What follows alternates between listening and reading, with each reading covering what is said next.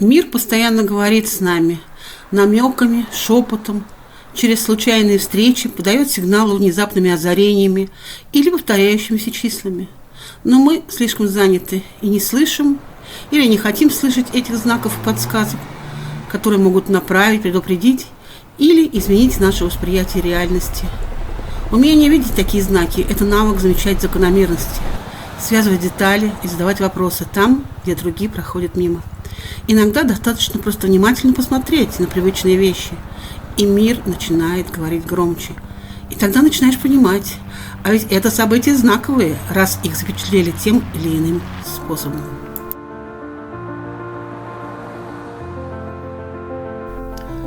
В Лондоне находится один из крупнейших финансовых центров мира – Канари-Вурф. Этакие урбанистические джунгли. Здесь офисы мировых банков, рестораны, торговые центры и бесконечный поток людей в деловых костюмах. Здесь стоят 3 знаменитых небоскреба – One Canada Square, 8 Canada Square и Citigroup Center, которые долгое время считались самыми высокими зданиями Великобритании.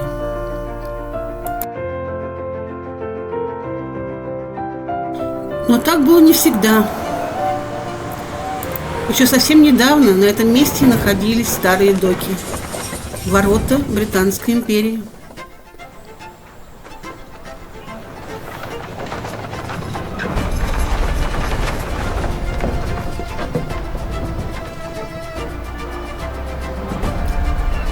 В этот порт прибывали корабли со всего мира. И современное богатство выросло здесь из куда более темного прошлого.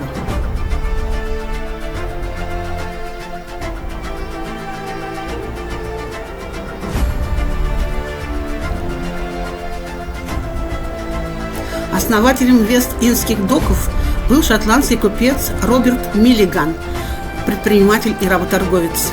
В 1802 году он получил монополию на ввоз в Лондон сахара, рома и кофе из Вест-Индии. Но главным грузом была не экзотика.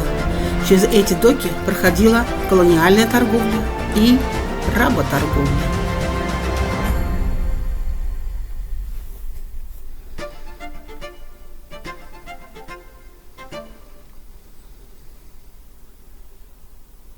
Британские портовые города Бристоль, Манчестер, Ливерпуль и целые отрасли экономики строились на рабском труде. Сахар, хлопок, ром и кофе разлетались по миру, а британский капитал рос на этом фундаменте, как на дрожжах. На момент смерти Миллиган владел 2 плантациями и более чем 500 рабами. Его статуя простояла здесь почти что 200 лет, до 2020 года, когда ее демонтировали во время протестного движения Black Lives Matter. После упадка в 50-х годах прошлого столетия доки постепенно опустели, а к 1980 году они окончательно закрылись. Казалось, эпоха закончилась, но место осталось, и вскоре сюда пришли новые хозяева.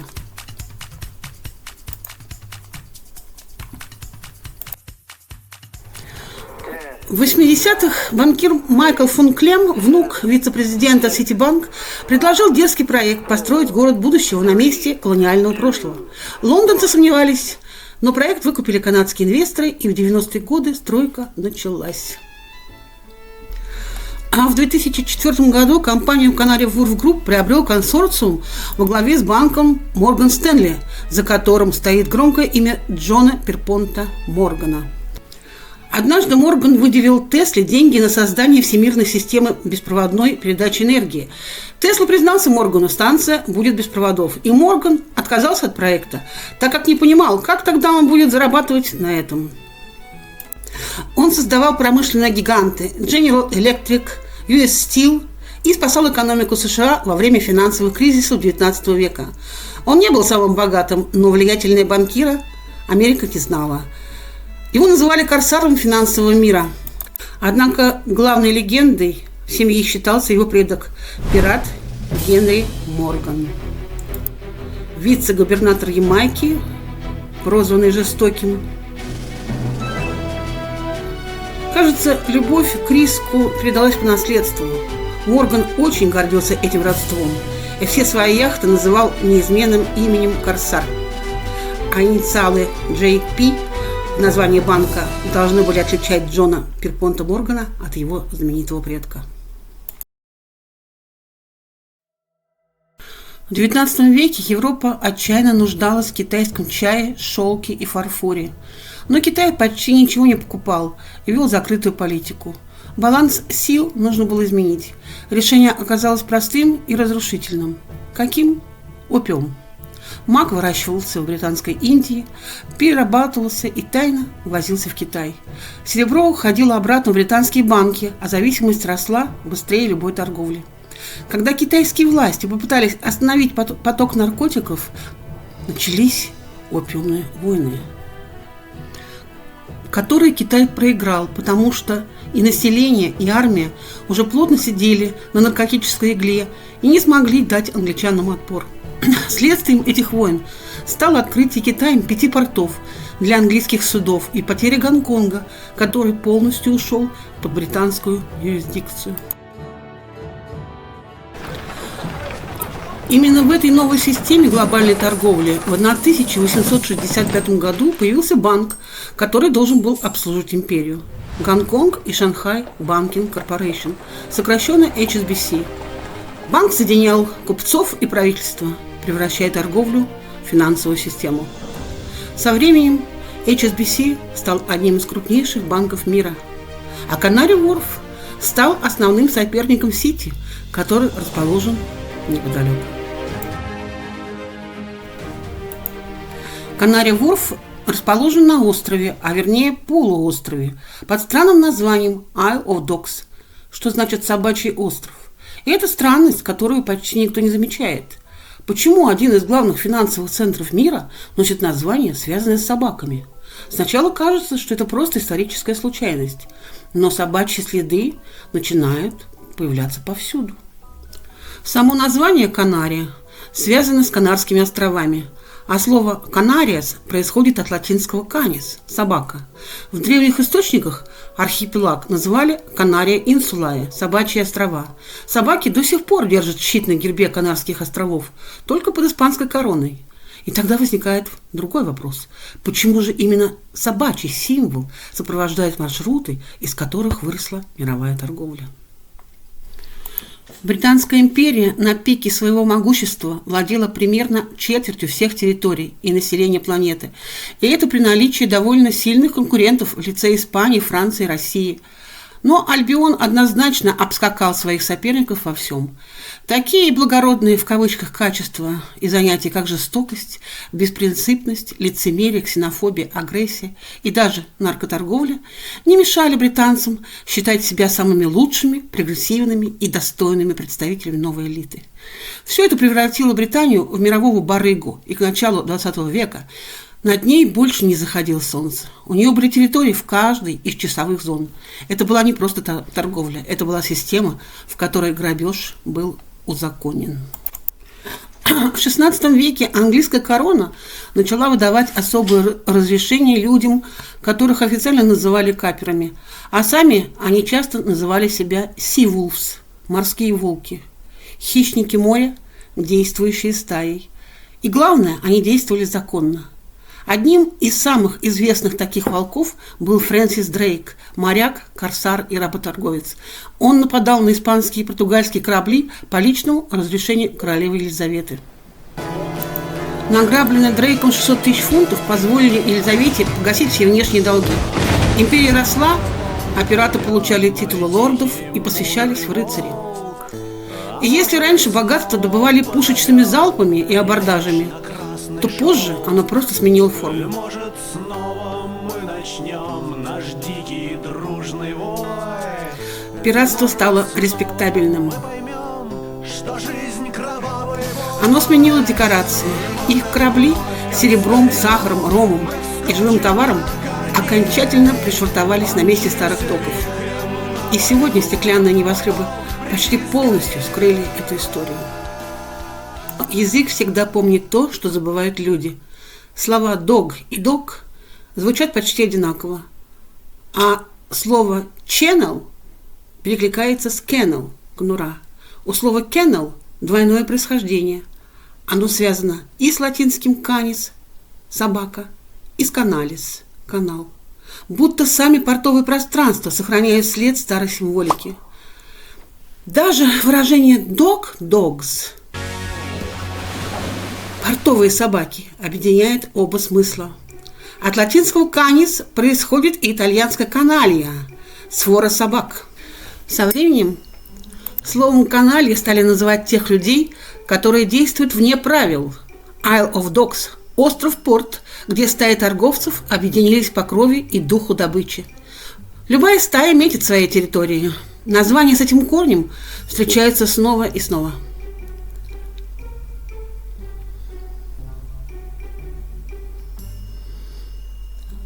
Canary Island, Canada Dock, Canning Town, Canada Water, Канари Ворф. Слишком много совпадений для случайности. И тогда появляется еще один вопрос. А слово «Канада» действительно не связано с этим корнем? Официально оно происходит от ирокесского каната, поселения. Но именно вокруг площади Канада-сквер в Канари-Ворф сосредоточены здания с этим названием. One Canada Square – главный символ района. Откуда столько чести колониальному государству? Ну, не в честь же канадских застройщиков. А рядом The Cabot, названный в честь Джона Кэббота, исследователя, заложившего британские притязания на североамериканские земли. После его экспедиции на картах появляются названия Ньюфаундленд, новонайденная земля, и Лабрадор. Со временем эти слова становятся не только географией, но и названиями пород собак. Странное совпадение. Собаки снова появляются там, где речь идет о морских открытиях, территориях и власти. Будто одна и та же нить проходит через маршруты кораблей, имена земель и язык. Эта нить никуда не исчезла. Она уходит дальше, выше, прямо в небо. Раньше все мореплаватели, пираты, торговцы, корсары, исследователи ориентировались по звездам. Особенно важны были полярная звезда, Большая Медведица, Волопас и рядом с ним созвездие гончих псов. Эти звезды служили навигаторами в северном полушарии, где ходили британские корабли. Рядом с ними находится Волопас, небесный охотник, который выпускает двух своих гончих, Астериона и Хару, в погоню за Большой Медведицей. Но самое любопытное произошло в XVII веке. В 1673 году астрономы выделили здесь отдельную яркую звезду – Кор Карли, что означает «сердце Карла». Звезда сердца под королевской короной в память о казненном короле Карле I. Позже звезду стали связывать с его сыном Карлом II, который возвратил монархию после казни отца. Вопрос. На огромном небосводе действительно не нашлось никакого другого места, кроме как созвездия гончих псов? Или выбор был не случайен? После казни Карла I Англия на короткое время стала республикой под управлением Оливера Кромвеля, но уже через 11 лет его сын Карл II торжественно вернулся в Лондон и восстановил монархию. Именно с этой эпохой совпадает расцвет английской морской экспансии, ее колониальные завоевания, работорговля и золотой век пиратства. А в 1694 году создается Банк Англии, первый центробанк в мире. Незадолго до этого Англия разрывает связь с римской католической церковью и создает свою, протестантскую. Можно назвать это первым Брекситом.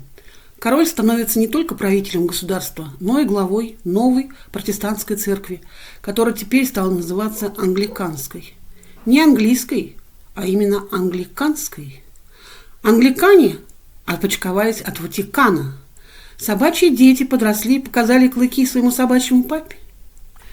Загадка на загадке, но разгадка есть. Ключ, который лежит тут же, на Канари-Ворф. Все на виду. Вест-Ферри Циркус – головка ключа, Вест-Индия-Эвеню – стержень ключа и заканчивается бородкой ключа от квадрата Кабот-Сквер до небоскреба One Canada Square. Но этот ларчик мы откроем в следующей части. Напоследок я хотела бы поговорить вот о чем. Слова «пес» и «собака», обращенные к человеку, издавна были грубыми ругательствами. «Псякрев» – одно из самых тяжелых оскорблений поляков. В комедии Гоголя «Женитьба» есть такой диалог. Подколесин обращается к свахе. и говорит ей: да ты врешь, Фёкла Ивановна. На что Фёкла отвечает: устарел я, отец мой, чтобы врать, пес врет. Вот и царь в известной комедии называет лжеца собакой. Ну да, каюсь, что хоть не по собственной воле, а по принуждению князя Милославского временно являлся исполняющим обязанности царя. Какого царя, что? И вы царь? Царь! Ну, царь и Иван Васильевич Грозный. Лжешь, собака! Аж есть царь! Собаки лают, а говорят, брешут. Собачий лай. И в английском языке лай тоже означает ложь. Совпадение? Так о чем и зачем врут собаки? И что на самом деле скрывается за красивым фасадом их лжи? Продолжение следует. Спасибо за просмотр. Подобному вздору, а теперь глазам своим не поверил. Я хотел, чтобы все оказалось слухом, только слухи становятся явью вскоре. Ну а тот, кто спал, тот ни сном, ни духом. Ну а тот, кто бил, тот пропил и море. Я хотел, чтобы свет не накрылся тенью, чтобы слово с делом складно сложилось, чтоб вернулось по моему хотенью. Все на круге своя, да там и кружилось. В этой данности нам немного дано. Мы, похоже, пробили еще одно дно.